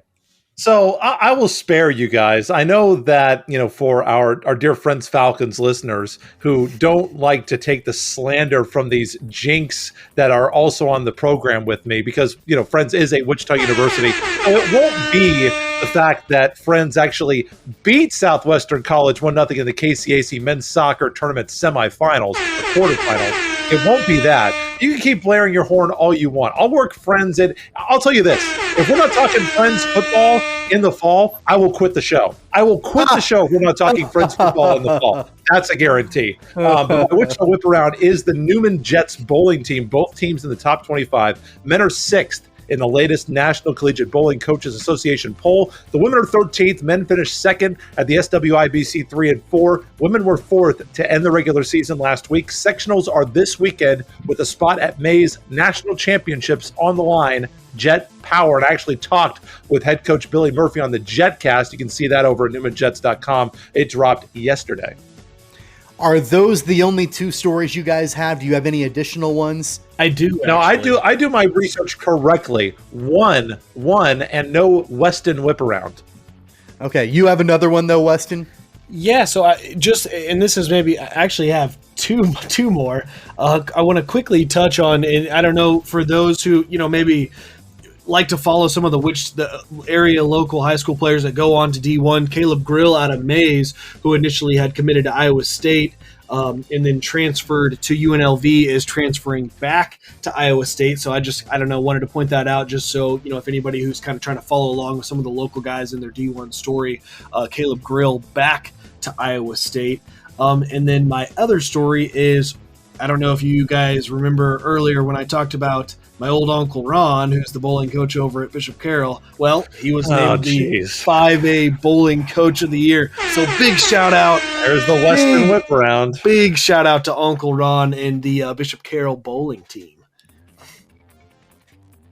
Man, I do like Bishop Carroll. I mean, no problem with Bishop Carroll, but geez. Yeah, wow. So I actually have, I've got 3. And the reason for that is because there's a lot that's been going on over the last couple of days as it relates to Wichita sports. And even the suggestions that I gave you guys prior to the show, neither one of you mentioned either one of them. So that means I have to take it upon myself, put it on my shoulders, and talk about the actual legitimate big things that are going on around the market as it relates to sports. Do you want to call and tell all the schools that we mentioned that they're not legitimate? I'll give them your number. I didn't say they weren't legitimate. I'm just saying mine are more legitimate. So here's number 1, which I know you've been tweeting about for quite a while, Blake, so I'm surprised that you didn't mention it. Steve Eck will be the new head coach at Cape and Mount Carmel High School for the boys basketball team. He's stepping down as head coach from Hutchinson Community College at the end of this season. He will be the head coach at Cape and Mount Carmel. Of course, Steve Eck, his name as it relates to area coaching is nearly unparalleled. He was head coach at Wichita South High for 10 years, from the mid-'80s to the mid-'90s. His teams won 10 consecutive City League championships and 6 Class 6A Acacia championships as well. Of course, Steve Eck has also coached at programs like Butler Community College, Cowley Community College, and of course now at Hutchinson Community College. He will be the new head basketball coach at Cape and Mount Carmel. Blake, I know it's not your story, it's my story, but I will ask you, that's, your thoughts on the hire. I'm sure you think it's a great hire, knowing your connections with that Cape and program.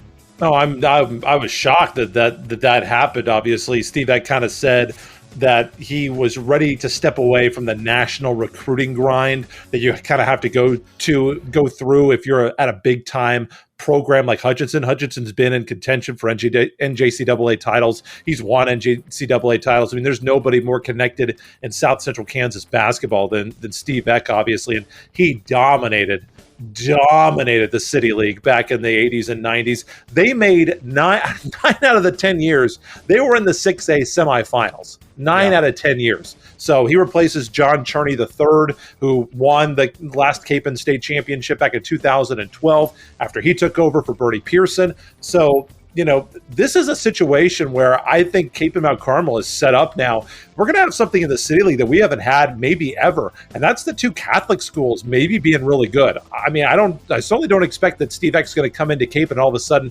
start losing, and you've got Bishop Carroll coming off a state title. I really like Coach Dominic. Normally, the City League has really been, Wichita East, Wichita Southeast, Wichita Heights. Those have been the three schools that have really dominated it. We might be looking at a new era where it's the Crusaders and the Golden Eagles kind of taking control of the G-Wall. Absolutely. So Steve Eck will be the new head coach at Cape and Mount Carmel. My second Wichita Whiparound story, it was announced today that Wichita has been selected as a regional site for TBT, the basketball tournament coming back in 2021. Of course, this is not the first time that Wichita has been a regional site. The first time that there was a round one game in Wichita, it shattered attendance records. The Aftershocks, which of course is Wichita State's alumni team, will serve as the feature team in the 16-team Wichita Regional. It's going to be taking place at Koch Arena, July 16th through the 20th. And guys, just a few hours ago, the 2021 roster for the Aftershocks is starting to take shape. I don't know if you saw this or not, but Connor Frankamp, Rashard Kelly, Marcus McDuffie, and Samaje Haynes-Jones have all signed on to be part of the Aftershocks squad. You would have to think that, number one, how rabid folks are about Shocker basketball in general, how rabid they were about the Aftershocks last time the TBT came around. You would have to think, assuming attendance will be normal by the time July rolls around, that this is going to be a wild atmosphere for the Aftershocks playing. So pretty excited about that. I don't know if you guys have any thoughts on that or not. I like that team. That team sounds good. I think they got a chance to win some games there at the basketball tournament.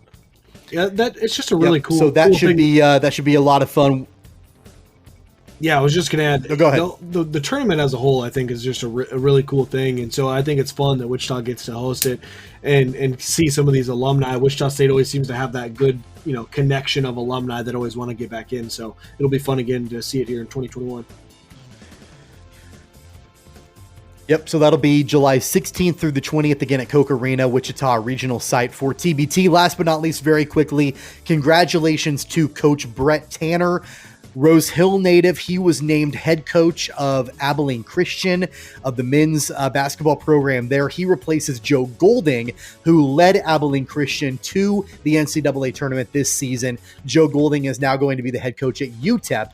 And so Brett Tanner, we talked about him a few weeks ago, about how he helped lead Abilene Christian to that first round upset against the University of Texas in March Madness. He will be taking over as head coach of that program. So congratulations to him. That is our Wichita Whip Around here on the program. That's going to wrap things up. Before we get out of here very quickly, you guys, any corrections, additions, or subtractions for either one of you?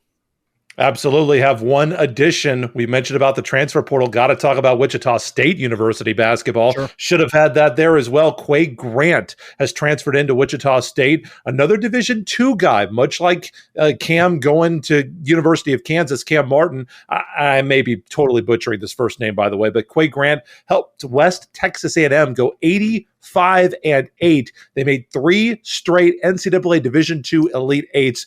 22 points, 8 rebounds a game, 3 assists and 2 steals for the Buffaloes. They have been one of the dominant programs in the Lone Star Conference, along with Dallas Baptist, Texas A&M University, Kingsville, St. Edwards, Lubbock Christian, and West Texas. Lone Star Conference basketball is really good. I wouldn't say it's quite at the MIAA level, but it is really, really good. And there are a lot of those teams that Newman used to play when they were members of the Heartland Conference. Maybe the Heartland Conference wasn't as bad as everybody said it was, South Central Regional ranking people. Buffalo's got crushed by Northwest Missouri State in the title match, but Quay Grant, I think, is a guy who's going to step in, and I think he's got a chance to play for Wichita State. So another Division II big-time name coming into an in-state Kansas Division I program.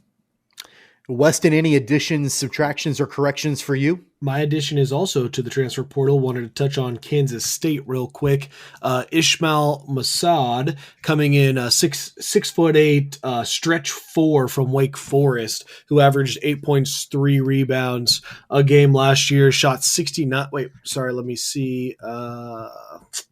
60. I think I had 69. Yeah, he shot 69 3-pointers last year, shooting about 36% from beyond the arc. So I think stretch fours are pretty important in today's game, and it's kind of the same thing as Blake was mentioning. I think he has an opportunity to step in and play pretty much right away for Kansas State. I mean, maybe it's in a limited role, but I think he gets minutes right off the bat. I think it's a big transfer for Kansas State. Sure. I have one addition as well before we wrap up the program. No need to really get into this. We can, if we need to, talk about it at a later time, but I don't know if you guys have been following the situation regarding the bill that was passed in Kansas that relates to transgender student athletes. There are some concerns, according to Wichita Mayor Brandon Whipple, which it's the second time I've mentioned him on the show. I don't think we've ever talked about him before. But according to him, the city of Wichita could lose $7.5 million if it loses its chance at hosting the NCAA Division I women's basketball tournament next year and the men's tournament again in 2025. There are concerns that because that bill has been passed by the Kansas legislature and that the NCAA is grounded in values of inclusion and fair competition, that the NCAA could ultimately choose to hold those tournaments elsewhere, at least not include Wichita in that rotation due to the ban in the state of Kansas. So something to keep our eyes on for the future. Again, no word yet from the NCAA, and also the Wichita Area Sports Commission, who is a huge part of this entire deal with these tournaments coming to Wichita. They have not publicly given a position on this bill yet either, which probably would, potentially weigh one way or another with the NCAA. But it is something to keep our eyes on, something that is going on, that has made the news. And of course, if anything ends up happening with that, we'll make sure to report on that and let you know. That's going to wrap things up for the program here on Keeper of the Games. Want to remind all of you to hit subscribe. That way, anytime we have a new episode, you'll get a notification. Of course, you can listen on all major streaming platforms. You can watch the new episode on the Keeper of the Games YouTube channel. You can follow us on Facebook by searching for Keeper of the Games. Our website is KOGsports.com. And you can follow us on Twitter and Instagram at KOGpod. That's KOGpod.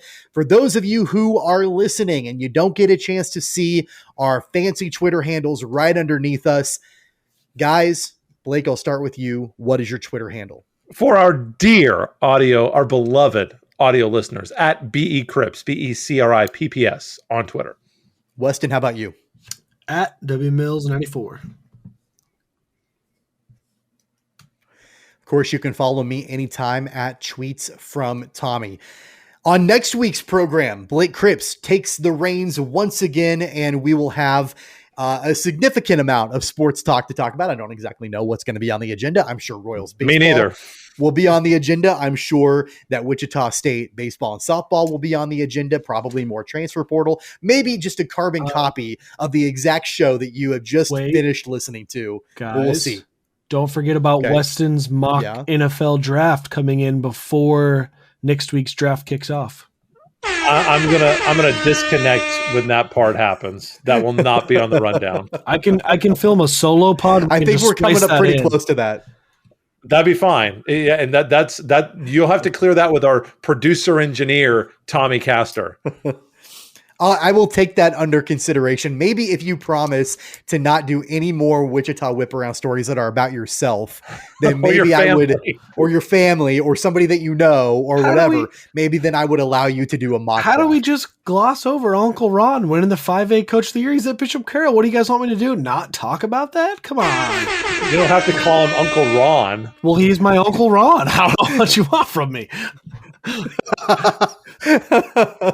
Well, we will have that and a whole lot more on the next episode of Keeper of the Games. Once again, a special thanks to Jason Mouse, voice of the Wichita Thunder, for joining us here early on the program. Once again, a home stretch for the Thunder this weekend.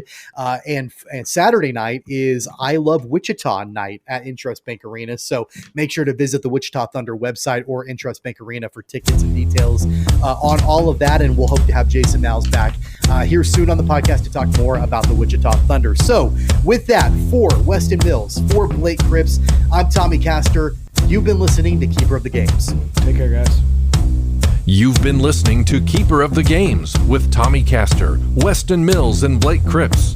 Don't forget to subscribe, download, and listen on all major podcast platforms like Apple Podcasts, Google Podcasts, Spotify, Stitcher, iHeartRadio, and more. Visit our website at KOGsports.com. Find the podcast and videos on Facebook and YouTube at Keeper of the Games, and follow the podcast on Twitter and Instagram at KOGpod. That's KOGpod.